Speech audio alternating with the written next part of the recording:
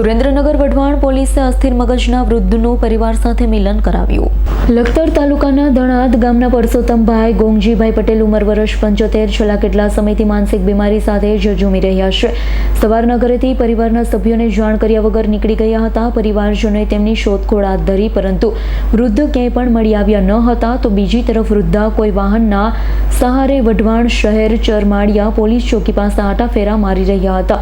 પોલીસને જાણ થતાં વઢવાણ 112 પોલીસ સ્ટાફે ચરમાળિયા ચોકી લઈ જવામાં આવ્યા હતા। વૃદ્ધને પોતાનું નામ પણ યાદ નહીં હોવાથી પોલીસે તેમના પરિવારજનો સુધી પહોંચવામાં સફળતા મળી ન હતી।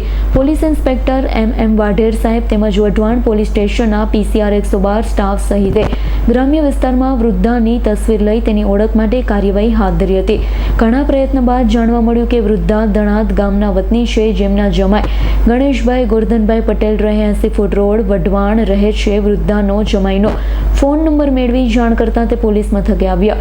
અસ્થિર મગજના પરસોત્તમભાઈનું પરિવાર સાથે મિલન થતાં પોલીસ મથકે લાગણીસભર દ્રશ્યો જોવા મળ્યા। વૃદ્ધાને એમ કેમ શોધી આપવા મદદરૂપ બનેલા PI MM વાઢેર સાહેબ તેમજ PCR 112 સ્ટાફના ગોપાલભાઈ સિંધ, ચંદ્રકાંતભાઈ વાઘેલા, આકાશભાઈ પટેલનો પરિવારે આભાર માન્યો હતો।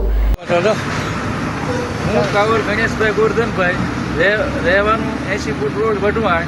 અહીંયા જે બેઠા છે મારા સસરા ગામ ઘણાદ પરસોત્તમભાઈ ગોગજીભાઈ, જે આજે 15/8/26ના રોજ સવારે ઘરેથી કોઈને કીધા વગર નીકળી ગયેલ। તેમનું મગજ થોડુંક અસ્થિર છે અને આજે સાંજે રાત્રે અહીંયા વઢવાણ ચરમાળિયા પોલીસ સ્ટેશન મળી આવતા શ્રી વાઢેર સાહેબ તથા તેમના સ્ટાફ મિત્રોએ એમને અહીંયા સાચવી રાખેલ અને એમને મને મોબાઈલ દ્વારા જાણ કરેલ। હું અત્યારે આવી અને એમનો કબજો લઈ જાઉં છું।